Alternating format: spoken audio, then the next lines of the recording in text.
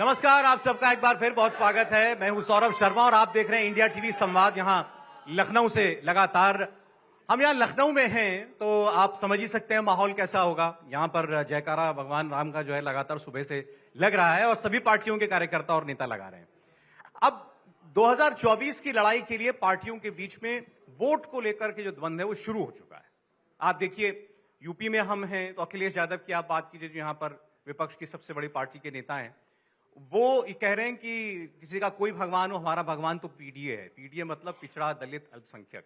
Rahul Gandhi Congress party से पूरे देश के अंदर अब वो एक भारत जोड़ो न्याय यात्रा निकाल रहे हैं। वो उत्तर प्रदेश से होकर के भी गुजरने जा रही है और उनका तो ये पिछले कई महीनों से मुद्दा रहा है कि देश के अंदर जातिगत जनगणना होनी चाहिए, पिछड़ों की बात होनी चाहिए, ओबीसी की बात होनी चाहिए।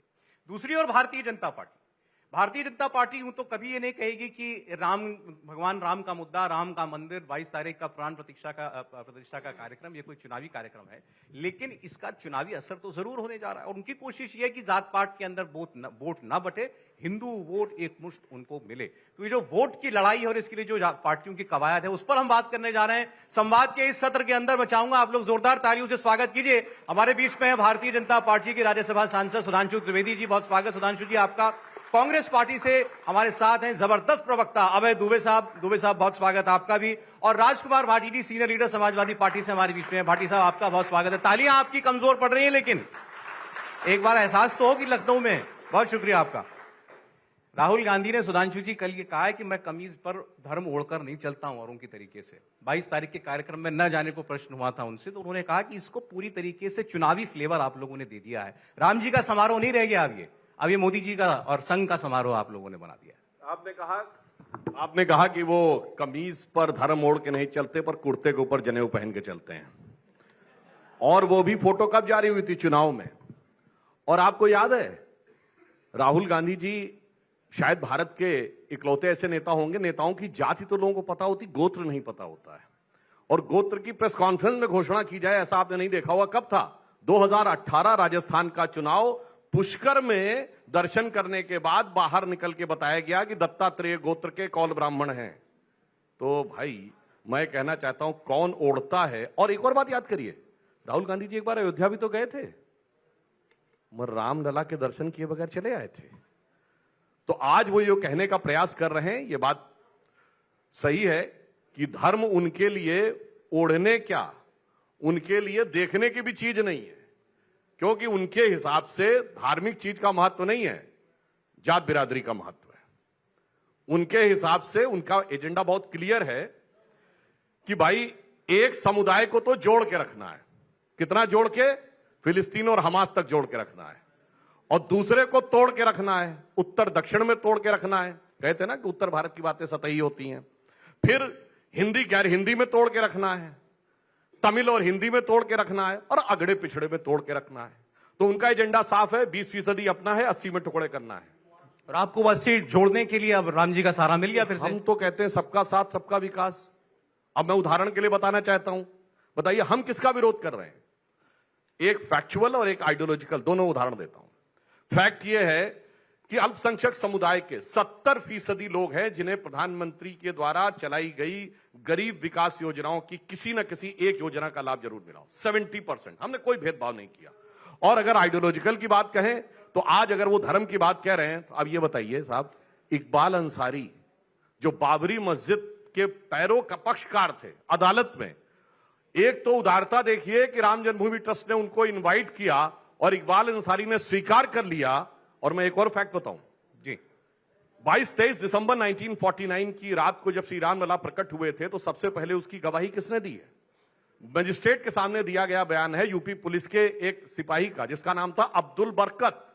उसने कहा, मुझे एक रोशनी दिखाई पड़ी, दिव्य रोशनी, और जब वो हटी तो वहां के ऊपर मूर्तियां रखी हुई थी। भाई 1949 में अब्दुल बरकत को रोशनी दिख गई, इकबाल अंसारी यहां आने को तैयार हो गया, मगर क्या बताएं, एक कहावत होती है ना, मुद्दई सुस्त गवाह चुस्त। यहां तो मुद्दई तो आ गया राम मंदिर के शिलान्यास के समय, और जो गवाह भी नहीं है वो कह रहा हम धर्म को ओढ़ के नहीं चलते, और वो हवा में लट्ठ बांधने में लगे हुए हैं। ठीक। दुबे साहब, आप गए थे 15 तारीख को अपने पार्टी के नेताओं के साथ, सरयू में स्नान आपने भी किया था अयोध्या के अंदर। 15 को जा सकते हैं, 22 को नहीं जा सकते, ये बात नहीं समझ में आ रही है। जो अंतर राहुल गांधी बता रहे थे हम क्यों नहीं जा रहे? सियापति रामचंद्र की, सियापति रामचंद्र की। धर्म क्या है? धार्यति इति धर्म। हमने क्या धर्म धारण किया हुआ है? हमने दया, यज्ञ, दान, क्षमा, और सनातन धर्म का मूल है क्षमा। भारतीय जनता पार्टी का धर्म है प्रतिशोध। आचार्य कौन? जिसने प्रस्थानत्रयी पर भाष्य किया, जिसने श्रीमद् भगवत गीता, ब्रह्मसूत्र, वेदांत पर भाष्य किया, वो आचार्य। सत्ताचार्य कौन? जिसने मोदी नामे पर भाष्य किया, जैसे अभी सुधांशु जी कर रहे थे, वो सत्ताचार्य। तो ये लड़ाई सत्ताचार्य बनाम धर्माचार्य की है, ये लड़ाई सनातन धर्म बनाम भारतीय जनता पार्टी की। और मैं नहीं कह रहा हूं, ये शंकराचार्य कह रहे हैं। शंकराचार्य कौन? जो साक्षात शंकर माने जाते हैं, चारों पीठ के शंकराचार्य। मुझे दुख हुआ कि इस बार भारतीय जनता पार्टी ने सांप्रदायिक ध्रुवीकरण से आगे बढ़कर सनातन धर्म के अंदर ध्रुवीकरण प्रारंभ कर दिया। सनातन धर्म के वैसे तो बहुत से संप्रदाय, मगर 5 प्रमुख संप्रदाय, वैष्णव, शैव, स्मार्त, शाक्त और वेदांत। प्रधानमंत्री जी, आपने कहा यह रामानंदियों का मंदिर है। इसका आशय क्या है? कि बाकी के धर्माचार्य, बाकी के धर्म का आचरण करने वाले लोगों को मंदिर से दूर कर दिया। अरे जाइए शंकराचार्यों की शरण में, क्षमा की याचना कीजिए, धर्म की प्रार्थना कीजिए और उनको ऊंचा सिंहासन दीजिए। मर्यादा पुरुषोत्तम राम के नगर अयोध्या। अयोध्या जानते हैं नाम क्यों पड़ा? जहां कभी युद्ध ना हुआ हो, जहां कभी वैमनस्य ना आ रहा हो, जहां कभी घृणा ना पलती हो। देहिक देविक भौतिकता पा राम राज नहीं कहु बियापा, सब नर करई परस्पर प्रीति, चले सर्व धर्म निरत श्रुत नीति। उस वक्त भी धर्म का जो सहअस्तित्व था, उसको भगवान श्री राम के राज्य में स्वीकारा गया था। राम राम क्यों 2 बार राम का नाम लिया जाता है जानते हैं आप? एक वो राम जो वचन की मर्यादा की रक्षार्थ 14 वर्ष तक सत्ता को तज कर अपने वचन को निभाने के लिए चले गए, और एक ये है जो रोज वचन तोड़कर सत्ता का भोग करते हैं। दूसरे राम वो जो अयोध्यापति राजा राम हैं, जो न्याय के प्रतीक हैं। हमको उम्मीद थी कि देश के प्रधानमंत्री जी अंतिम समय तक कम से कम हमारे शंकराचार्यों का अनुनय विनय करके उनको मना लेंगे। शंकराचार्य जाते तो आप जाते? शंकराचार्य जी जाएंगे, हम लोग भी जाएंगे। क्यों नहीं जाते? शंकराचार्य जी ने क्या कहा? ठीक है, उन्होंने कहा कि मंदिर अगर शरीर है तो उनका शिखर, शीश उनका शीश है, और जो मूर्ति स्थापित की जाती वो उसकी आत्मा है। तो बगैर शीख के, बगैर शीर्ष के कैसे आप प्राणवान हो सकते? मैं आखिरी शंकराचार्यों के स्टेटमेंट तो बाद में आए थे। आपकी पार्टी ने चिट्ठी जारी पहले कर दी थी कि हम नहीं जा रहे हैं। आपके टेलीविजन ने नहीं बताया, इसका अर्थ यह नहीं कि शंकराचार्य नहीं बोले थे, माफ कीजिएगा। मगर मैं पूछना चाहता हूं, रामलला जब आएंगे तो उनको क्या बताएंगे? शंकर का अपमान करके क्या राम पूजे जाएंगे? अच्छा, ठीक। साक्षात शंकर है शंकराचार्य, शंकर का अपमान करके क्या राम पूजे जाएंगे? अर्ध निर्मित मंदिर में कैसे प्राण आ जाएंगे? ठीक है अभय जी, अर्ध निर्मित मंदिर है, शंकराचार्य नहीं जा रहे उनको। एक बार मैं जरा भाटी साहब का भी कमेंट आ जाए, फिर आप चर्चा खुल जाएगी, आप लोग एक दूसरे के सवालों का जवाब दीजिएगा। इन्होंने राम की बात की और ये बताया कि क्यों नहीं हम जा रहे हैं। आप भी नहीं जा रहे हैं, अखिलेश जी भी नहीं जा रहे हैं 22 तारीख के कार्यक्रम में। और उन्होंने तो ये भी कहा कि किसी का कोई भगवान हो, हमारे भगवान तो पीडीए हैं, पिछड़ा, दलित, अल्पसंख्यक। धर्म तो वो भी लाए लेकिन दूसरे जरिए से। सौरभ जी, आपने शो के शुरुआत का जो वाक्य बोला, मैं आपके ही शब्द दोहरा रहा हूं, अपना कोई शब्द नहीं जोड़ रहा। आपने कहा कि अखिलेश यादव पीडीए की बात कर रहे हैं, कांग्रेस न्याय की बात कर रही है, लेकिन बीजेपी केवल राम की बात कर रही है, वो केवल राम के भरोसे पे है। अब अगर इस देश को ये बात ठीक लगती हो कि केवल धर्म का नाम लेके, केवल मंदिर का फोटो दिखा के और केवल राम का नाम लेके ही देश की राजनीति चलनी चाहिए, तो ये देश की जनता को तय करना 24 के चुनाव में। जहां तक हमारा सवाल है, हम स्पष्ट तौर पर दलित, पिछड़े, अल्पसंख्यक की आवाज उठाते रहेंगे, क्योंकि उनके साथ 5000 साल से अन्याय हुआ है। और ये बात केवल मैं नहीं कह रहा, ये मोहन भागवत जी भी कह चुके हैं कि इनको 2000 साल तक सताया गया, कम से कम 2000 साल तो इन्हें विशेष अवसर दो। दूसरी बात हिंदुत्व की और मंदिर की मैं बताता हूं। हिंदू ये भी हैं, हिंदू हम भी हैं। ये छोटे हिंदू हैं, हम बड़े हिंदू हैं। कैसे? ये छोटे दिल वाले, छोटी सोच वाले हिंदू हैं, हम बड़े दिल वाले, बड़ी सोच वाले हिंदू हैं। इनका हिंदुत्व मनु से शुरू होता है और सावरकर पे आके खत्म हो जाता है। हमारे हिंदुत्व में बुद्ध भी हैं, कबीर भी हैं, नानक भी हैं, दादू भी हैं, रैदास भी हैं। हमारे हिंदुत्व में महात्मा गांधी भी हैं, हमारे हिंदुत्व में राजा राममोहन राय भी हैं, हमारे हिंदुत्व में स्वामी दयानंद भी हैं, स्वामी विवेकानंद भी हैं। अगर आलोचना करना और पाखंड का विरोध करना हिंदू विरोधी होना है तो फिर दयानंद भी हिंदू विरोधी हैं, फिर विवेकानंद भी हिंदू विरोधी हैं, फिर कबीर भी हिंदू विरोधी हैं। राम मंदिर बन रहा है, स्वागत है, सबको खुशी है। राम तो इस कण कण में व्याप्त हैं। राम तो सबके इष्ट है। राम को तो गैर हिंदू भी मानते हैं। दूसरे देशों में भी राम कथाएं लिखी गई हैं, 100 भाषाओं में रामायण लिखी गई हैं। राम पर किसी का कॉपीराइट नहीं है। लेकिन भाटी साहब, कॉपीराइट तो आप लोगों ने बना दिया ना। मैं बहुत इनके मैं दो वाक्य और बोल दूं, 2 वाक्य और बोल दूं। हाँ, मेरे राम मेरे हृदय में वास करते हैं, उन्हें कोई मेरे हृदय से निकाल नहीं सकता, कोई बाहर नहीं। इनके राम कहीं से आ रहे हैं, पता नहीं कहां से आ रहे हैं। राम कहां चले गए थे जो आ रहे हैं? अरे हम तो कस्तूरी कुंडल बसे मृग ढूंढे बनमाही, ऐसा ही घट घट राम है, दुनिया देखे नहीं। ये देख नहीं पा रहे राम को, ये समझ नहीं पा रहे राम को। राम की असली भक्ति राम के आचरण पे चलना है। ठीक। जो राम ने रावण से लड़ने के लिए किस किस का सहारा लिया था, किस किस को साथ मिलाया था? वो तमाम आदिवासी, वनवासी, उस समय के दलित पिछड़े लोग थे जो जंगलों में रहते थे। राम के पास कोई बड़ी सेना नहीं थी। और जब राम और रावण आमने सामने खड़े थे युद्ध के मैदान में, और विभीषण राम के साथ खड़े थे, रावण कितने घोड़े जुड़े हुए थे, 12 घोड़े थे शायद, उसके रथ पे सवार था, कवच कुंडल पूरा, उससे राम नंगे पैर नीचे खड़े थे, धनुष मान लिए। तो विभीषण घबरा गए। गोस्वामी जी ने लिखा रामचरितमानस में, रावण रथी व्रथ रघुवीरा, देख विभीषण भयउ अधीरा, नाथ न रथ न तन पद त्राना, केहु विधि जीतव वीर बलवाना। इसे कैसे जीतोगे? तो रामचंद्र जी ने समझाया था, सुनहु सखा कह कृपा निधाना, जय जय होई सो चंदन आना। उससे तो जो तो और ही जी वो है जिससे जीत होती है। ठीक। तो ये जो पाखंड है नी, ठीक है, धार्मिकता में और धार्मिक कर्म पाखंड में बहुत बड़ा अब अंतर है। ठीक, आपने 2 बातें कही थी। आपने कहा इनका पाखंड है ये राम के नाम पर, और आपने कहा ये छोटे दिल के हिंदू हैं। हम बड़े हिंदू हैं, ये छोटे दिल वाले छोटे हिंदू हैं। सुधांशु त्रिवेदी। देखिए, इसे कहते हैं, एक पुराना गाना था ना, तू हिंदू बनेगा ना मुसलमान बनेगा, तू बदले हुए वक्त की पहचान बनेगा। बदला हुआ वक्त की पहचान देखिए, एक पार्टी जिसने हलफनामा दिया था राम काल्पनिक है, आज क्या धारा प्रवाह श्लोक पे श्लोक सुना रहे हैं। एक वो पार्टी जिसके कि नेता ने कभी कहा था कि मैंने 16 हिंदू मरवा दिए, इससे ज्यादा मैं क्या कर सकता था, 40 भी मर जाते तो गम नहीं था। वो आज देखिए रामचरितमानस की चौपाई सुना रहे हैं। इसे कहते हैं, मुझे याद आता है, ढांचा गिरने के बाद उत्तर प्रदेश में चुनाव हुआ था 1993, और तब हम सबसे बड़े दल थे। 178 सीटें भाजपा की थी, 107 सीटें सपा की थी, 67 सीटें बसपा की थी, 56 सीटें कांग्रेस की थी। सपा बसपा कांग्रेस आई, सारे मौसेरे भाइयों ने मिलकर उस समय सरकार बना ली थी, और एक नारा लगा था, मिले मुलायम काशी राम, हवा में उड़ गए जय श्री राम।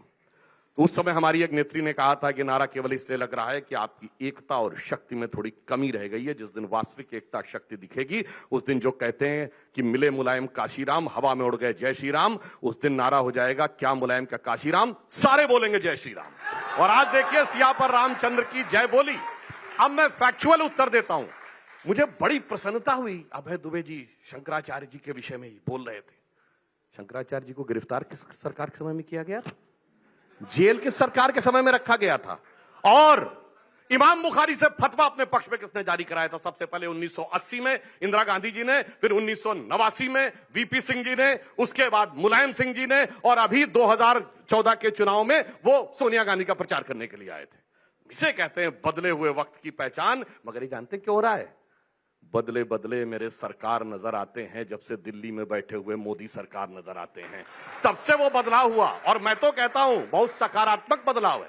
यदि मैं कहना चाहता हूं किसके अपने, अरे उदारता की ये पराकाष्ठा है कि जिन्होंने गोलियां चलवाई थी उनको भी हमने निमंत्रण दिया है। क्योंकि हम भगवान राम की उस परंपरा को मानते हैं कि जब रावण का वध हुआ था उसके बाद भी उन्होंने, आपने निमंत्रण दिया है, आपने निमंत्रण दिया है। अपनी बात पर डटे रहना, नहीं रुके रहना अपनी बात पर। आप हमसे लिए क्या करें? राम आपकी सारी पार्टी है ये खंडन कर रही है कि हम निमंत्रण नहीं बांट रहे।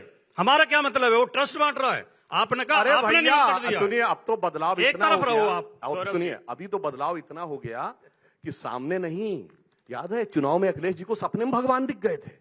मुझे लगता है इतना बड़ा परिवर्तन तो आपको कहीं नहीं दिखाई पड़ा होगा। याद है प्रियंका गांधी जी ने यूपी में देवी स्तुति की थी मंच पर से, केजरीवाल जी को नोट पे भगवान दिख गए थे, सुंदरकांड करवा रहे हैं। साहब मैं तो कह रहा हूं बहुत अच्छी बात है। मैं तो ये कहना चाह रहा हूं कि तुलसी अपने राम को रीझ भजे चाहे खींच, खेत पड़े पर जामी है उल्टा सुल्टा बीज। हम तो रीझ के भज रहे हैं, तुम खींच के भी भजो तो स्वागत है। मगर एक बात बताना चाहूंगा, इन दोनों की जो एक लाइन सर, इन दोनों की जो जुगलबंदी है, देखिए ये है भारत की मुख्य विपक्षी पार्टी और वो है उत्तर प्रदेश की मुख्य विपक्षी पार्टी।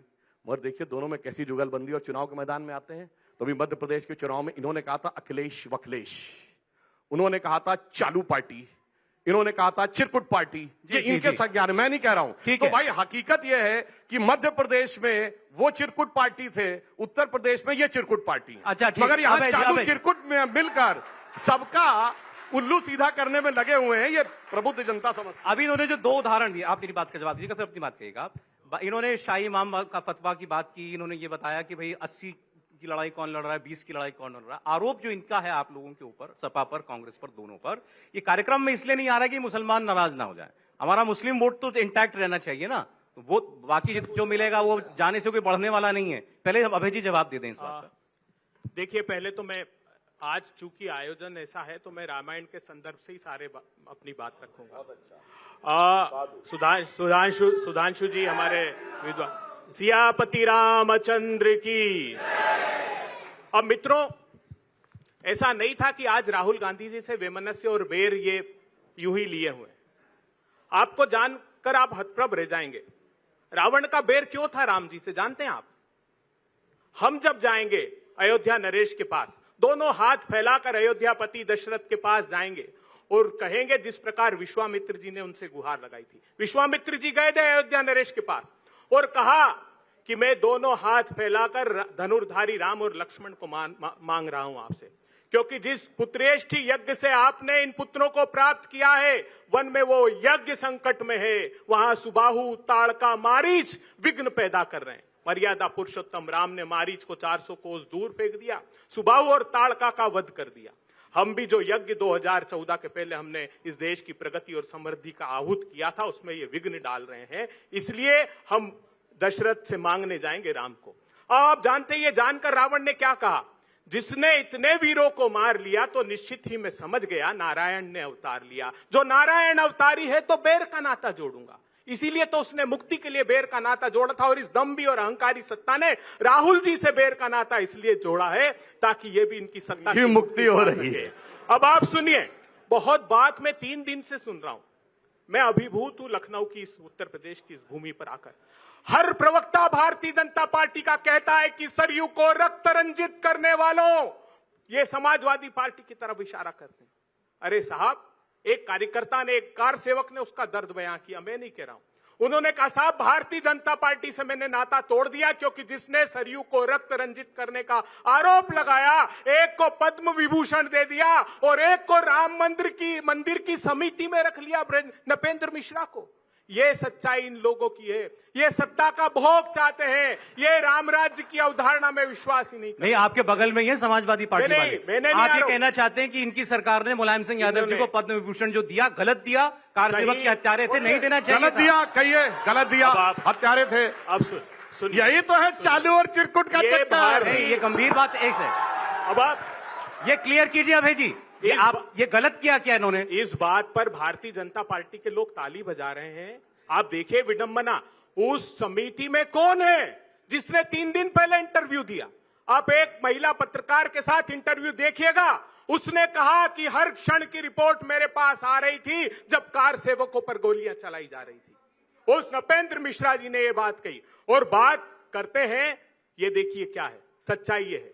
ये 2001 का बजट भाषण है। जो आरोप हम पर लगा रहे थे, राम सेतु तोड़ने का संकल्प किसने लिया?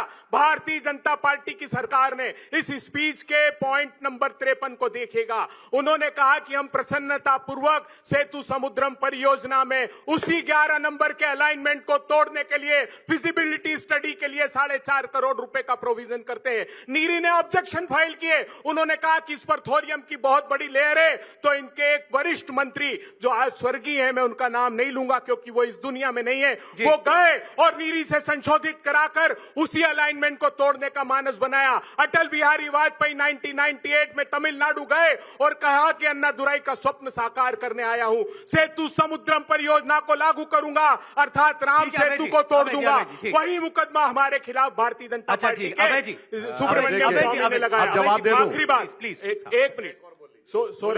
सौरभ जी, देखिए, हमने पहले दिन से कहा था कि हम राम के प्रशस्त मार्ग पर चलेंगे, जो न्यायपालिका निर्णय देगी उसको आत्मसात करेंगे। 1994 में हमने एफिडेविट दिया। आज सुधांशु जी इस डिबेट में बताकर जाएं कि न्यायालय के इस निर्णय में एक लाइन भी लिखी हो कि मोदी सरकार का अभिमत है कि राम मंदिर बनना चाहिए, ये तो थे ही नहीं। 1885 से निर्मोही अखाड़ा, रघुबर दास जी ने पहला मुकदमा 1885 में लगाया। उसके बाद से लेके आज तक निर्मोही अखाड़े ने उसकी लड़ाई लड़ी। कहां है निर्मोही अखाड़ा? ये सत्ताचारियों ने कब्जा कर लिया। अरे सौंप दीजिए संतों महंतों को मंदिर। जी प्लीज थोड़ा सा।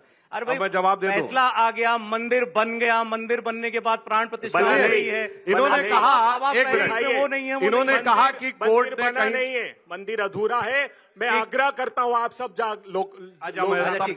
पार्टी जी में आ रहा हूं। बस पहली बात तो जो इन्होंने कॉन्सेप्चुअल कहा उसका जवाब देता हूं। इन्होंने कहा कहां लिखा है कि मोदी सरकार का रोल है, राम का काज लिखा नहीं होता है, वो अनुभव किया जाता है। सोई जान ही जेहि देव जनाई और जान ही तुम ही हुई जाई। अगर राम के प्रति श्रद्धा होती तो स्वयं समझ में आ जाता। अब मैं जवाब देता हूं। भाई ब्यूरोक्रेट्स की आप क्या बात करते हैं? पूरी बात बोलिए। नृपेंद्र मिश्रा जी अगर थे तो कल्याण सिंह जी के भी प्रिंसिपल सेक्रेटरी थे। भाई एक आईएएस ऑफिसर, सरकार बदलती है, उससे पहले एनडी तिवारी की सरकार में भी थे महत्वपूर्ण स्थिति में। तो भाई ये कौन सी बात होती है इस तरह की तिनके की ओट में पहाड़ छुपाते? मगर मैं एक फैक्ट बताना चाहता हूं। हम लखनऊ में खड़े हैं, मुझे बहुत अच्छी तरह मेमोरी याद है, उस समय तो मैं इंजीनियरिंग में था। इस सरकार ने वो काम किया था, विघ्न बाधाओं की जहां तक बात करते हैं, 29 और 30 अक्टूबर 1990 लखनऊ आने वाली सारी फ्लाइट्स कैंसिल, सारी ट्रेन कैंसिल, सारी बसेस कैंसिल, कोई प्राइवेट गाड़ी भी नहीं आ सकती, सिर्फ सरकारी गाड़ी आएगी। All STD lines blocked. उस जमाने में इतना भी, और यहां से फैजाबाद जाने वाली सारी सड़क पे बैरिकेटिंग। और उन्होंने ऐसे नहीं बोला था मुलायम सिंह जी ने परिंदा नहीं पार मार पाएगा। आपको पता है उस स्ट्रक्चर के चारों तरफ कांटे की बैरिकेटिंग बाड़ लगाई गई थी जो 12 फुट ऊंची थी। उसके बाद 7 लेयर्स ऑफ बैरिकेटिंग थी, जिसमें 4 मेटेलिक थी और 3 जो थी वो बल्लियों की थी, और सबके बीच में पुलिस वाले खड़े हुए थे। मगर इसके बावजूद जो इच्छा करी हो मन माही, राम कृपा कुछ दुर्लभ नहीं। वहां एक साधु बाबा आए और उन्होंने बस को ले जाके 7 बैरिकेटिंग तोड़ते हुए वहां पर गए और कार सेवकों ने अंदर झंडा फहरा दिया। और मैं कहता हूं, हम पत्रकार जगत की बात करते हैं, झूठ की इंतहा होती है। मुझे अच्छी तरह याद है 30 अक्टूबर को सवेरे के अखबारों ने क्या लिखा था? अंग्रेजी के अखबारों ने लिखा था नेशन जीरो आवर, हिंदी के अखबारों ने लिखा कि आज 30 अक्टूबर है। हम लोगों को मन में बड़ी बेचैनी थी। उस समय दोपहर के 2 बजे के समाचार आते थे रेडियो पे। उन्होंने कहा कुछ नहीं हुआ। 3 बजे 5 मिनट का एक टीवी पे कैप्सूल आता था, उसने कहा कुछ नहीं हुआ। रात के 9 बजे आकाशवाणी दूरदर्शन दोनों ने कहा कुछ नहीं हुआ। सरयू के पुल के उस तरफ कुछ लोग इकट्ठा हुए थे और वो तितर बितर हो गए। अगले दिन सुबेरे जब कार सेवकों की गुंबद के ऊपर ध्वज फहराते हुए फोटो आ गई, तब उस खिसियाहट में 2 तारीख को इन लोगों ने गोली चलवाई। आज आकर बड़ी बड़ी बातें करते हैं, आज आकर ये लोग बात कहते, तो मैं याद दिलाना चाहता हूं, हम उस समय जानते क्या कहते थे? हम कहते तन प्रभु राम का, मन प्रभु राम का, तो हर क्षण बोलिए जय श्री राम की। आस प्रभु राम की, श्वास प्रभु राम की, तो हर क्षण बोलिए जय श्री राम की। लोक पर लोक यही मोक्ष धाम है, तो हर क्षण बोलिए जय श्री राम की। और आगे कार सेवक कहते थे कि शासन चलाए चाहे सीनों पर गोलियां, परवाह नहीं कीजिए शरीर और प्राण की। आए आपदाएं विपदाएं भले कितनी, बनाएंगे हम मंदिर सौगंध श्री राम की। और आज सौगंध पूर्ण हुआ। मैं ये भी बताना चाहता हूं, ये जीपीओ के पास लखनऊ के डीएम थे अशोक प्रियदर्शी।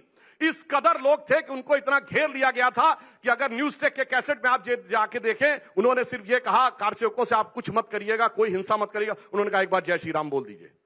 हिचकने के बाद आखिर में डीएम ने जय श्री राम बोला और सारे के सारे लोग वहां से चले गए। अच्छा ठीक है, इसलिए मैं बताना चाहता हूं क्या हुआ था वो बहुत अच्छी तरह याद है। भाटी साहब एक प्रश्न ले रहा हूं मैं। अभी उन्होंने जिक्र छेड़ दिया, हालांकि वो उन्होंने अपनी बात कंप्लीट नहीं की कि वो उसके साथ हैं, खिलाफ है मुलायम सिंह यादव जी को पद्म भूषण देने के लिए। आपने गोली चलवाने के लिए पद्म भूषण दिया उनको? आपने प्राण प्रतिष्ठा के कार्यक्रम में उन्हीं की पार्टी के उन्हीं थोड़ा संतुलन भी जरूरी है, डिबेट में थोड़ा संतुलन भी जरूरी है। बिल्कुल बिल्कुल भाटी साहब, अगर एक तरफा गठबंधन एक दूसरे को मानने तैयार नहीं है। मैं आपकी बात समझ आदमी का भाषण करा देना समझ में नहीं चाहिए। बन पा रहा है, हमें ज्यादा हिस्सा मैं पूरा चाहिए। हाँ। नहीं बात सही है भाई, यूपी में उनको ज्यादा मौका नहीं दीजिए। ठीक है, मैं जा रहा हूं उनके पास, उनकी इजाजत से मैं आपसे प्रश्न ले रहा हूं। पद्म विभूषण आपने दिया, कार्यक्रम में बुला रहे हैं आप अखिलेश जी को, और यहां हमको बता रहे हैं कि गोली किसने चलवाई थी। अभी इन्होंने उदारता की बात कही, जिन्होंने गोली चलवाई उनको भी हमने निमंत्रित किया। क्यों? क्योंकि मैं कहता हूं, सुनिए, जवाब नहीं तो उदारता प्रदर्शित कर। बस एक सेकंड, शॉर्ट में भाटी साहब। क्यों भाई? हमने बताया बाबरी मस्जिद के पक्षकार को भी बुलाया, गोली चलाने वाले को भी बुलाया, क्योंकि सुनिए, द्वारका पीठ के शंकराचार्य। अरे बस ठीक है सर, बहुत छोटा कमेंट है।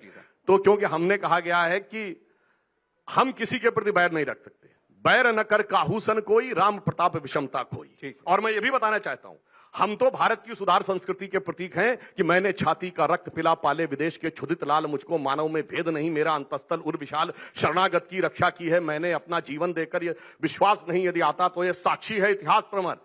अब मैं कहता हूं, यदि इतिहास और आज दिल्ली के खंडहर सदियों की निद्रा से जगकर गुंजार उठे ऊंचे स्वर में, हिंदू की जय तो क्या विस्मय, हिंदू तन मन हिंदू जीवन रग रग हिंदू मेरा परिचय। ये अटल जी की इस पंक्ति के साथ भाटी साहब आप उसका उत्तर दीजिएगा। आपने कहा था कि राम जी पर कोई कॉपीराइट नहीं है भारतीय जनता पार्टी का। ठीक है, किसी पार्टी का किसी व्यक्ति का कोई कॉपीराइट नहीं हो सकता, फिर भी अगर 22 तारीख के दिन वो कॉपीराइट जैसा दिखने जा रहा है, मैं जानना चाह रहा हूं कि इसका जिम्मेदार कौन है। अगर अखिलेश जी वहां जाते, राहुल जी, सोनिया जी, खड़गे साहब, ममता जी, सब लोग वहां जाते, तो क्या कॉपीराइट बनता हुआ इनका? नहीं बनता। आप भी दिखते, आप भी बड़े दिखते। पहले तो मेरा निवेदन ये है कि ये प्रवक्ता हैं पार्टियों के, इन्हें बोलने की बहुत आदत होती है। अगर आप बीच में नहीं टोकोगे तो 1-1 घंटे 1.5 घंटे आराम से बोल सकते हैं। तो ये आपका कर्तव्य है, आपकी जिम्मेदारी है कि आप इसका बैलेंस बनाए रखें। ठीक। दूसरी बात, सुधांशु जी ने व्यंग किया कि कांग्रेस और समाजवादी पार्टी एक दूसरे पर टिप्पणी कर रहे हैं, तो मैं उनसे केवल इतना कहना चाहता हूं कि वे हमें राजा कहें और हम उन्हें रानी कहें, शेख जी को खामखा क्या है परेशानी कहें। ये हमारा आपस का मसला, हम आपस में सुलट लेंगे। हमने परेशानी। तीसरी बात, तीसरी बात, ये मेरी बात कहा, अभी तो मैं तो बोलना ही शुरू करा, आप तो पूरे 15 मिनट आपका प्रवचन सुना है मैंने, राम कथा सुनी है पूरी। 20 मिनट तो डिबेट शुरू हुए हैं। तीसरी बात यह है कि मैंने शुरू में ही कहा था कि ये दावा तो राम का करते हैं, लेकिन इनका चरित्र रावण जैसा है। रावण के अंदर अहंकार था, रावण पूरी धरती पे अपना कब्जा मानता था, देवताओं को भी अपना गुलाम मानता था, ईश्वर को भी मानता था, किसी की सुनता नहीं था। वही इनके व्यवहार में, इनकी वाणी में वही रावण के अहंकार झलकता है। ये जय श्री राम क्यों बोल रहे हैं, ये मंदिर क्यों जा रहे हैं, ये पूजा क्यों कर रहे हैं? क्या हमने अब पूजा करनी शुरू की है? क्या आप, सौरभ जी, आप ईमानदारी से बताएं, आप बहुत अच्छे पत्रकार हैं, निष्पक्ष पत्रकार हैं, क्या नेताजी श्री मुलायम सिंह यादव जी पक्के हनुमान भक्त नहीं थे? सुना है मैंने। क्या वो हमेशा मंदिर में पूजा नहीं करते थे? तब तो ये कुछ भी नहीं था। तो क्या वो हर त्योहार पे उनके गांव में आज भी आयोजन होता है? तो धार्मिकता हर व्यक्ति के अंदर होती है, अपने अपने धर्म से, अपने अपने समाज से सबको प्रेम होता है। इसकी ठेकेदारी किसी पार्टी को नहीं लेनी चाहिए। क्या आपको केवल 31% वोट मिला था 2019 के चुनाव में? तो क्या जो बाकी लोग बचे हैं जो बीजेपी को वोट नहीं देते हैं, वो सब गैर हिंदू हैं? वो सब हिंदू विरोधी हैं? वो सब राम का नाम लेने का उन्हें अधिकार नहीं है? मैं कहना यह चाहता हूं बहुत गंभीरता के साथ, और जो करोड़ों लोग आपके टीवी पे इस शो को देख रहे हैं, कि ये धर्म का नाम लेके रावण ने भी जब माता सीता का अपहरण किया था तो रावण भी साधु का वेश धर के आया था, गेरवे वस्त्र पहन के आया था, बड़ी मोटे बीजों की माला पहन के आया था, तिलक लगा के आया था बड़ा तगड़ा। और रामायण अगर पढ़ेंगे आप, वाल्मीकि रामायण मैंने बहुत गौर से 2 बार पढ़ी है, उस पर मैं पुस्तक भी लिख रहा हूं, मैंने नोट्स भी तैयार किए हैं। रामायण में हर जगह जब भी रावण का जिक्र आता है, सुबह उठते ही सबसे पहले पूजा पाठ करता था और कई घंटे पूजा में लगाता था। अपनी बात साबित। तो क्या उस रावण को श्रेष्ठ आदमी मान लें हम? ये राम के नाम पर धर्म आज भी कहीं इशारा है क्या आपका रावण को लेकर के? पक्का इशारा नहीं, खुल के कह रहा हूं मैं, तो इशारा गायब करेंगे हम तो खुल के कहेंगे, राजनीतिक आदमी है। कौन है रावण? सुनिए, भगवान राम की विरासत पर रावण के लोग कब्जा करना चाहते हैं, वो हम कब्जा नहीं होने देंगे। हम असली राम भक्त हैं, हम राम के आचरण को अपनाते हैं, राम के चरित्र को अपनाते हैं, राम के व्यक्तित्व को अपनाते हैं। और सुनिए, ये धर्म के आप नहीं, प्लीज बोलिए। धार्मिक भावना में मेरे सवाल का उत्तर नहीं आया। मैंने कहा सब कुछ करेंगे, आप राम जी बोल रहे हैं, हम राम जी के आचरण को अपनाते हैं, राम के मंदिर में क्यों नहीं जाते हैं? इतना सा प्रश्न। कौन कहता नहीं जाते हैं? राम जी 22 को ही रहेंगे वहां, फिर चले जाएंगे? नहीं, वो एक हम 100% जाएंगे। हमारे नेता ने कह दिया है, हमारे राष्ट्रीय अध्यक्ष श्री अखिलेश यादव जी ने कह दिया है, परिवार सहित संस्कारित तरीके से, धार्मिक तरीके से, पूरी रीति रिवाज के साथ जाके दर्शन करूंगा भगवान प्रभुराम के। कौन कहता नहीं जाएंगे? दूसरी बात, मैं जो गंभीर बात कहना चाहता हूं, ये धार्मिक भावनाओं में भड़का के असली मुद्दों से ध्यान हटाना चाहते हैं। अभी पिछले सप्ताह एनसीआरबी की रिपोर्ट आई है, उत्तर प्रदेश महिलाओं के प्रति अपराध में टॉप पे है पूरे देश में। उत्तर प्रदेश में, हाँ, आप हूं नहीं, अभी हाय हाय करोगे, मैं आंकड़े बता रहा हूं। महिलाओं के अपहरण 14,960 हुए एक साल में, 2022 में। 40 महिलाओं का अपहरण पर डे, प्रतिदिन उत्तर प्रदेश में। दहेज हत्या 2138, 6 महिलाओं को हर रोजाना दहेज के लिए मारा गया उत्तर प्रदेश में 2022 में। जी ठीक। गैंग रेप 62, हर 5वें दिन एक बेटी के साथ गैंग रेप हुआ है। रेप के बाद हत्या 92, 22 में हर तीसरे दिन एक बेटी को रेप के बाद उसकी हत्या कर दी गई है। महिला के प्रति कुल अपराध 65,743, यानी 180 पर डे महिलाओं के प्रति अपराध हुए हैं। उत्तर प्रदेश में 3491 हत्या, यानी कि 10 हत्या रोजाना। हत्या के प्रयास 3788, यानी 11। ठीक है भाटी रेप, साहब, बात समझ, बात आ आप गई है। काम की बात भी सुन लो, मैं आखिरी है मेरा जी। ये काम की बात तो यही है, ठीक। राजनीति का असली विषय तो यही है, असली विषय तो यही है। रेप 3690, यानी 11 रेप रोजाना उत्तर प्रदेश में हुए हैं। और अपहरण 16,262, यानी कि 45 अपहरण रोजाना हुए। इन मुद्दों पे कौन बोलेगा? ये एनसीआरबी कौन से साल का है सर? ये 2022 का जो लेटेस्ट आई है, 2022 का। अच्छा, 2022 में राजस्थान कहां पे था? जो अभी 3 दिसंबर को रिपोर्ट आई है, लेटेस्ट रिपोर्ट यही है। ठीक है, ठीक है, ये है रामराज जी बता रहे हैं, इनका जवाब ले लेता हूं फिर आ जाऊंगा। देखिए, ये जो आंकड़ा बता रहे हैं सारे राज्यों का कंपेरेबल बताइए। और मैं तो कह रहा हूं, आंकड़ा क्या सामने देखिए। जब इनकी सरकार थी तो मुझे याद है, मैं तो दिल्ली में माफी के साथ एक बात, केवल नहीं, माफी के साथ सर, हमारी सरकार में 2017 में आखिर में सबसे ज्यादा जो 5 साल का 1 साल में क्राइम है, वो एनसीआरबी में रिकॉर्ड दर्ज है। कोई भी नेट खोल के देख लो, 2,35,000 है। और अब इस साल 2022 में 4,01,787 क्राइम रिकॉर्ड हुआ है हमारी सरकार से। दुगुना क्राइम है। जवाब बोले।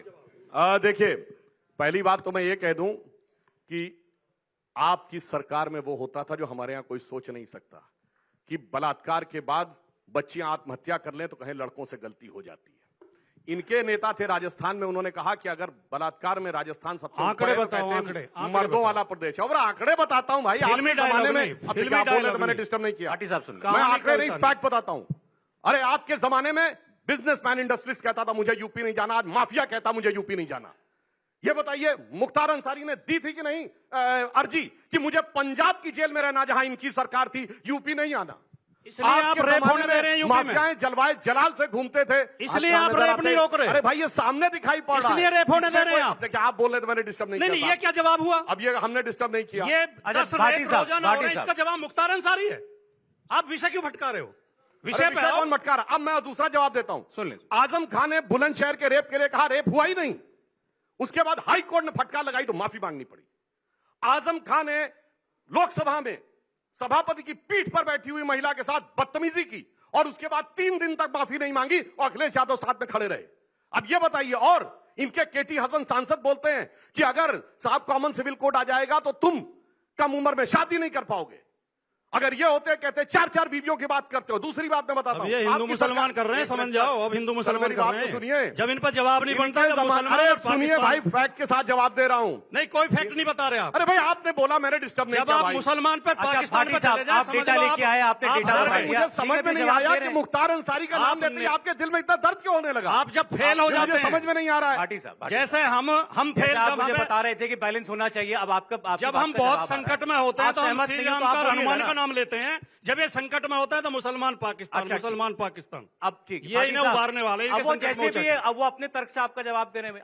आप डेटा लेके आए थे, आपने डेटा बता दिया। आप डेटा लाए थे, आपने डेटा बता दिया। वो उनके पास जो लॉजिक है वो दे रहे हैं। सुन तो नहीं, डेटा ये पूरे बताए ना। एनसीआरबी नेशनल डाटा है, पूरा नेशनल डाटा बताइए, बोलिए पूरा नेशनल डाटा हर स्टेट का। नहीं है जितना लिख के लाए उतना बोलना है। इनके भी नेता लिख के लाके बोलते हैं, उनके भी नेता पूरा लेके बैठा हूं, पूरा एक एक बिंदु पे चर्चा करने को तैयार हूं। बताइए ना, पूरा लेके बैठा हूं, बताइए। और दूसरा मैं बता रहा हूं। अच्छा ठीक है, भाटी साहब हो गया, प्लीज। अब लगातार मैं दुबे जी के पास भी जा रहा हूं। हाँ सुनिए, अब मैं आपको ये भी बात बताना चाहता हूं, मैं हिंदू मुसलमान की बात नहीं कर रहा हूं। आपकी सरकार के समय में एक मुस्लिम महिला भी तो थी इमराना, जिसके साथ उसके ससुर ने रेप कर दिया था। उसके बाद मौलवी ने फतवा जारी कर दिया कि अब आज से वो ससुर की पत्नी और पति की मां हो गई। किया थे कार्रवाई मौलवी के खिलाफ, किए थे। ये कहते हैं नहीं नहीं स्त्रियों के लिए मेरे मन में ये बताइए, ट्रिपल तलाक के साथ आप विरोध में थे, पक्ष में थे? हलाला के साथ पक्ष में थे कि विरोध में थे? मेहरम एक तरीका होता था, यानी अगर हज पे 2 महिलाएं जाना चाहें तो नहीं जा सकती, एक पुरुष का होना जरूरी है। हमने वो खत्म किया। पक्ष में थे कि विरोध में थे? मैंने सिर्फ मुस्लिम महिलाओं की बात कही। ये इनकी असलियत को उजागर करता है, विषय से भटकने के लिए, क्योंकि इनके पास मुद्दे की बात पर बात करने के लिए नहीं होता, इसलिए आंकड़ा पूरा नहीं बता पाए। और मैंने वो चीजें बताई जिसमें आंकड़े की जरूरत ही नहीं, जो सामने दिखाई पड़ता है। दुबे जी। नाना विधि कही कथा सुहाई, राजनीत भय प्रीत दिखाई। तुलसीदास जी ने रावण के लिए बात कही है। उन्होंने कहा है कि भय से, एक रावण पे बोल दो सर, एक लाइन प्रीत से। अबे जी अगर अनुमति हो तो रावण पे बोल दें। एक मिनट। अरे सुनिए, एक तरफ राम जी अकेले थे और रावण के 10 सिर थे। 10 सिर कहां नजर आ रहे हैं? 10 सिर कहां नजर आ रहे हैं? इधर आजकल 38 सिर वाले घूम रहे हैं।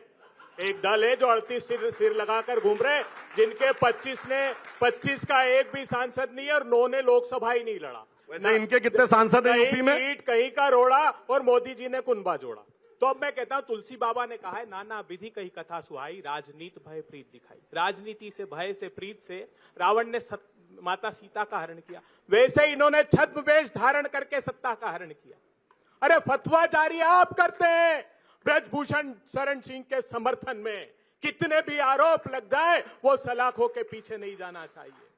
हाथरस हो या उन्नाव हो, बेटियों के बलात्कारियों को शरण सत्ता की सरपरस्ती कौन देता है? आपके यहां से फतवा जारी होता है। रात के अंधियार में हाथरस में बेटी को पेट्रोल डालकर जला दिया जाता है, मां बाप को उसका चेहरा देखने नहीं दिया जाता है। फतवा जारी कौन करता है?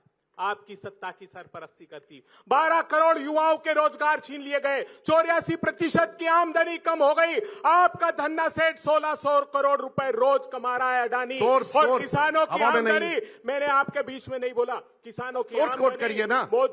मोदी जी के एनएसएसओ बताता है कि किसानों की आमदनी 27 रुपए प्रतिदिन रह गई। मोदी जी का एनएसएसओ बताता है कि 70 के दशक के बाद पहली बार ऐसा हुआ कि रूरल कंजम्पशन 580 रुपए पर आ गया, घट गया। मोदी जी की आरबीआई बताती है कि मोदी जी के गलत निर्णय से, मिंट स्ट्रीट मेमो की रिपोर्ट बताती है कि गलत तरीके से, ये जीएसटी लगाने से और मनमानी तरीके से, नोटबंदी को थोप देने से इस देश का एमएसएमई तबाह हो गया। मोदी जी क्लीन चिट देते हैं, जिसने भारत की अस्मिता को शत विकसित कर दिया।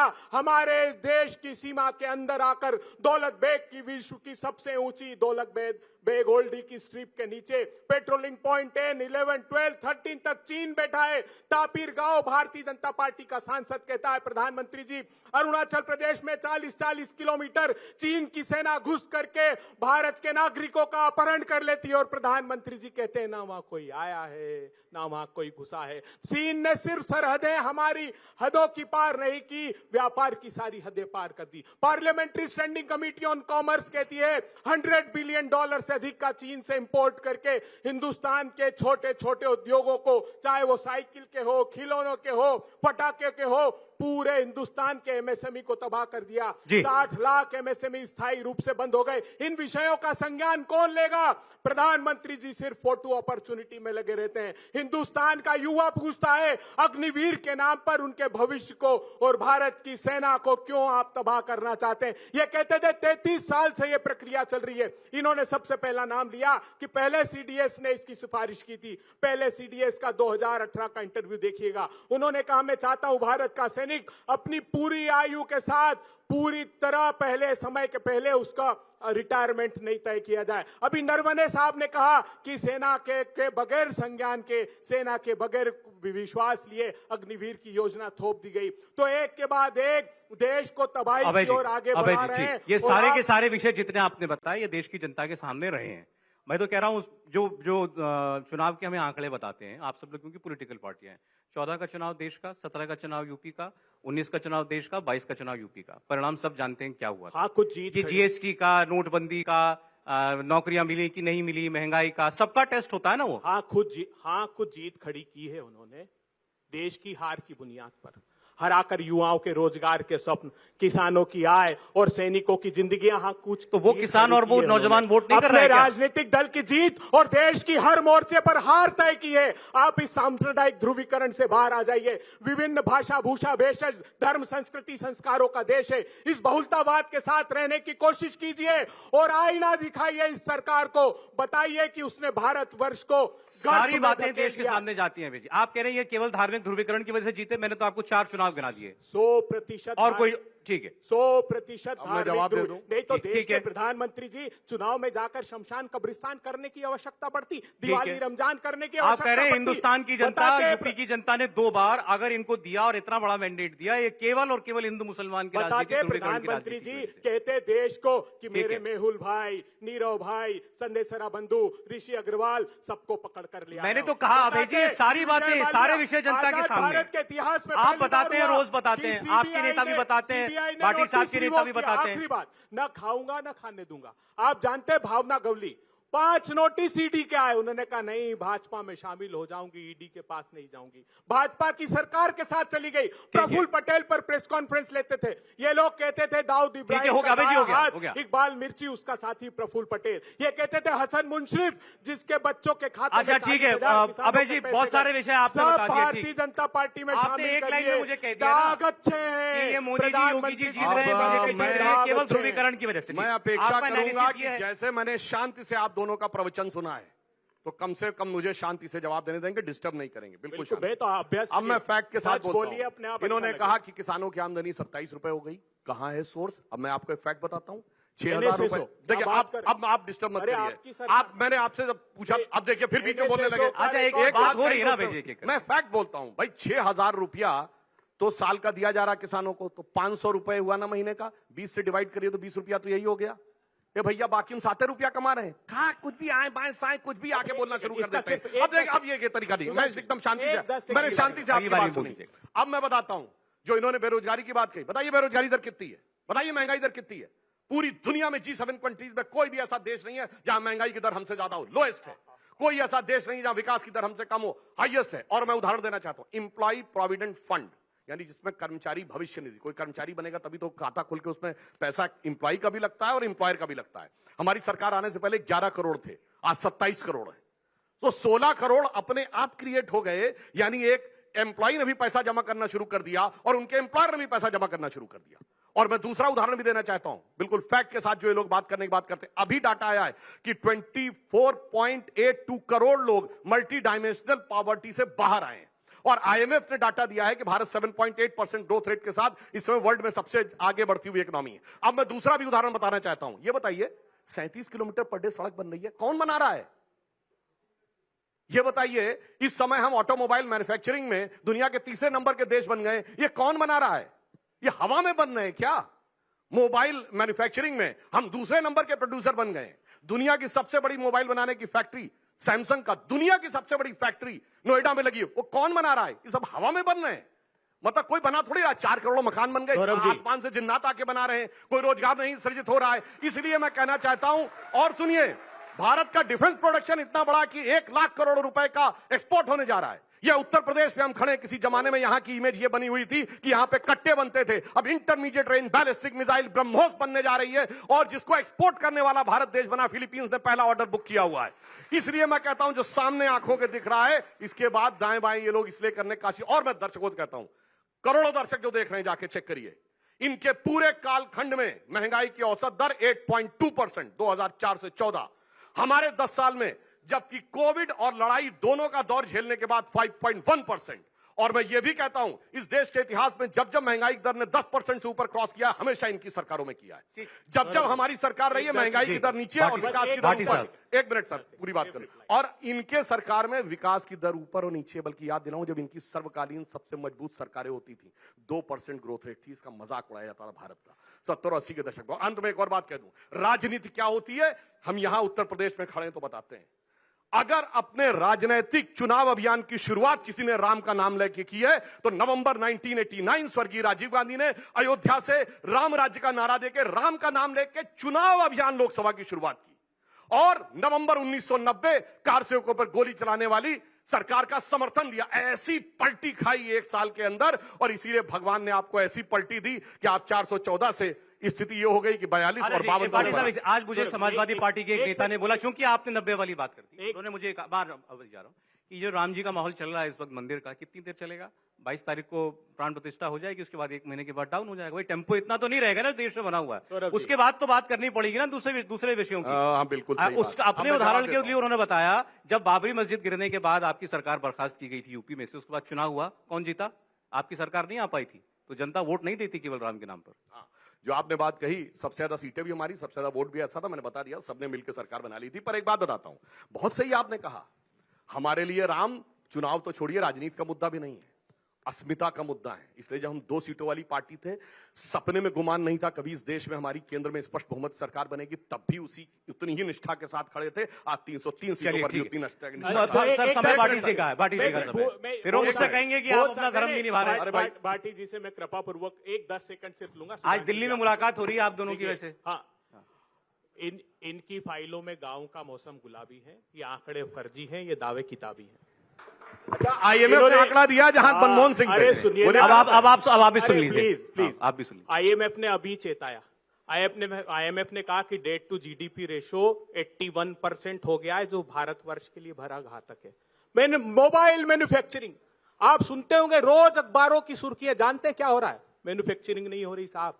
जो PLI ना, प्रोडक्शन लिंक इंसेंटिव स्कीम, ये असेंबलिंग हो रही है, और विदेशी कंपनियां जिनको 6% का लाभ दिया जा रहा है, 1 लाख करोड़ रुपए से अधिक का पैसा हिंदुस्तान का वहां जा रहा है, और ये असेंबलिंग हो रही है। अभी इन्होंने बात की, अरे बहुत विद्वान प्रवक्ता हैं दुबे जी, शॉर्ट में उनका समय। बिल्कुल बिल्कुल, एक लाइन कहा और आप तो फिर पूरा भाषण देने लगे। एक मिनट, मैं तो शांति से सुना था। सुनिए ना, इन्होंने किसानों की बात की, बहुत महत्वपूर्ण बात है। 27 रुपए आमदनी का अर्थ ये नहीं होता है, प्रधानमंत्री जी जो 6,000 रुपए दे रहे हैं उसका सच सुन लीजिए।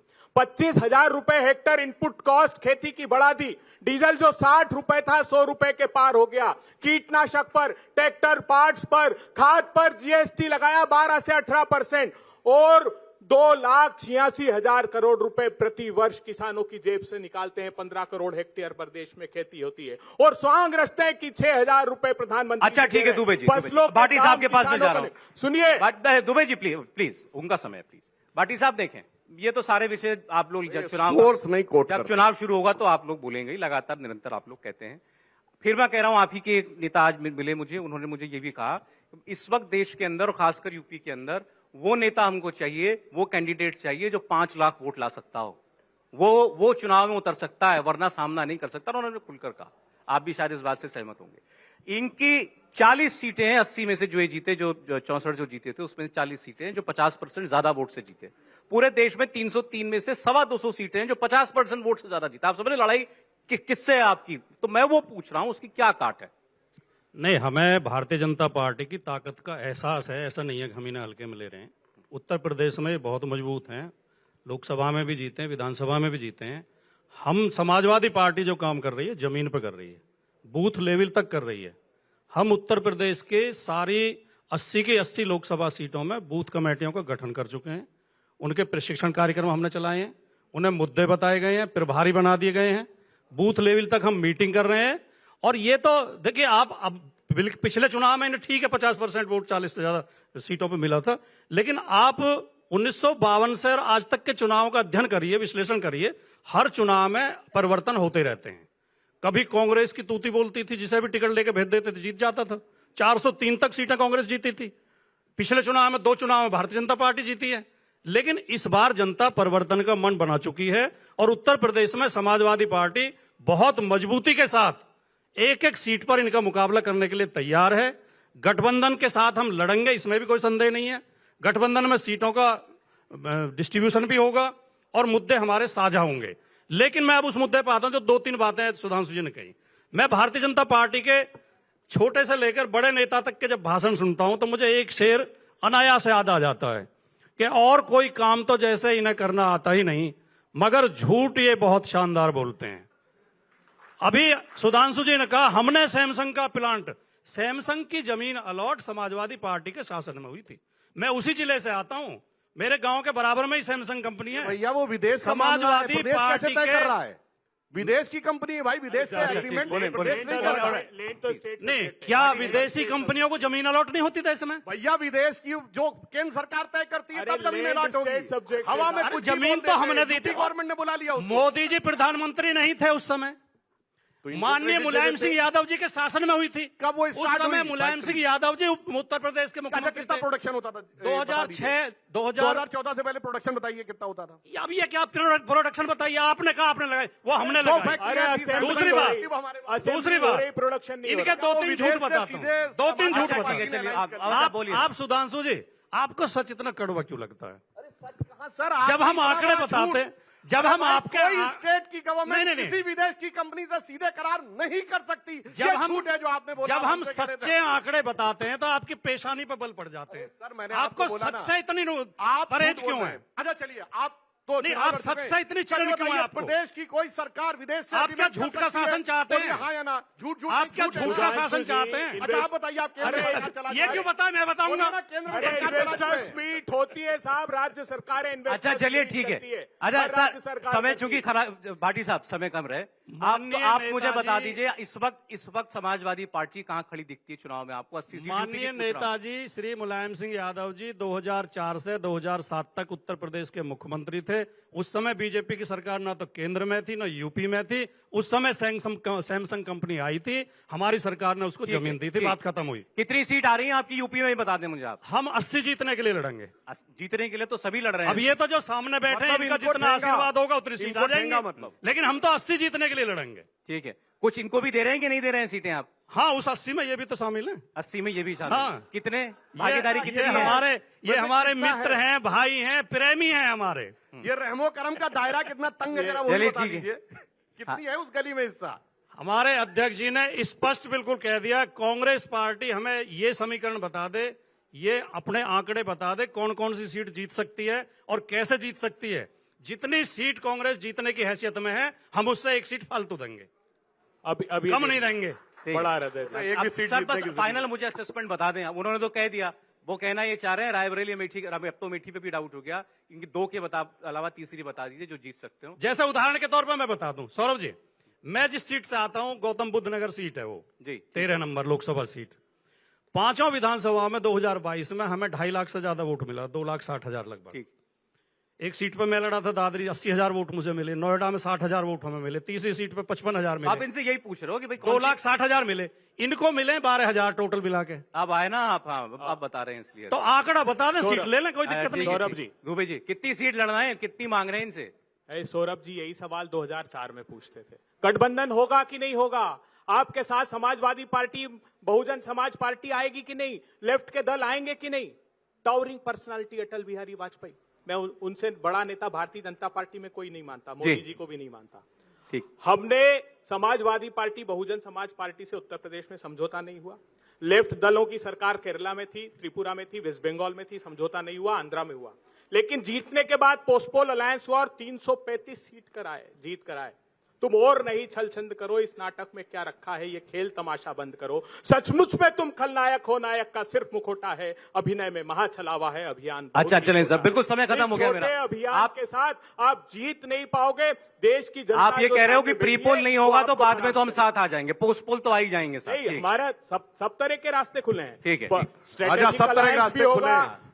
ठीक है, बस सीट ठीक। शेयरिंग भी होगी और पोस्टपोल अलायंस पोस्टपोल तो होगा ही होगा। उसी से तो घबराए हुए प्रधानमंत्री जी कहीं का रोड़ा इकट्ठा कर रहे हैं। अच्छा चले बस सारे लास्ट कमेंट सर, भ्रष्टाचारियों को साथ ले आए। देखिए गठबंधन के सब लोग ये कहते हैं हमको ठीक, देखिए, हमको मैं- कोई 200 सीट नहीं कम करनी है आपकी उनकी। देखिए मैं कह रहा हूं 50 नीचे मैं लाना है बस, 50 ईमानदारी सीट से नीचे। स्वीकार करता हूं कि इनके नेता राहुल गांधी जी की दूरदृष्टि बहुत जबरदस्त है। 2019 में वो अमेठी में लड़ते लड़ते समझ गए थे कि मेरी हार तय है, तो इतनी दूर चले गए वायनाड में कि उसके आगे तो समुद्र अटल बिहारी वाजपेयी नहीं हारे क्या? अब मैं एक फैक्ट बताता हूं। बलराज सर, बडोक शॉर्ट में। नहीं हारे सर, क्या? शॉर्ट में आप बोल रहे थे sir. Last comment please, last बहुत short। देखिए, इन्होंने कहा 52 से हम वो पार्टी हैं जो 7 दशकों में डिकेड बाय डिकेड बढ़े हैं, विद एन एक्सेप्शन ऑफ 1984। 50 में हम अप्रासंगिक दल थे, 60s में हमने पहली बार एसपीडी गवर्नमेंट बनाई राज्यों में, 70 के दशक में हम केंद्र की सरकार में भागीदार हुए, 80 के दशक में शुरू में हमें झटका लगा, 90 के दशक में हम केंद्र में गठबंधन सरकार का नेतृत्व करने वाले हुए, और 2010 के दशक में मोदी जी के नेतृत्व में स्पष्ट बहुमत की सरकार आई। जब से भारत की साक्षरता दर 50% क्रॉस की है, उसके बाद से बीजेपी का दौर आया है। जब से खुला मीडिया आया है, तब से बीजेपी का दौर आया है। जब से स्वतंत्र जब वो आई तब से, इसलिए मैं लास्ट में कहूंगा यूपी में भैया राहुल, टीपू और बुआ जी। अब सर एक मिनट, वापिस दो पर आ जाए। सर एक तरफ है, यही आचरण रहा। सर आप बोल रहे तो मैंने किसी का भी डिस्टर्ब लास्ट नहीं किया line sir, last line closing बोलने दीजिए। Closing sentence. सर एक तरफ है जांचे परखे खरे तपे तपाए नरेंद्र मोदी जी, और एक तरफ भ्रम में भरमाए आपस में लड़ते लटकते तपा दिया भटकते ये आपने लोग। सारे तो मैं देश कह रहा हूं राहुल, टीपू और बुआ जी, सबका संकट एक है, आएगा तो मोदी ही, चूंकि नियत नेक है। चलें ठीक, अब ये तय कर देंगे, हमारे सामने जनता बैठी है। बहुत शुक्रिया आयुष्मान भाटी जी, अभय दुबे जी, सुधांशु त्रिवेदी जी, आपका जोरदार तालियां एक बार बजा दें मेहमानों के लिए। बहुत धन्यवाद।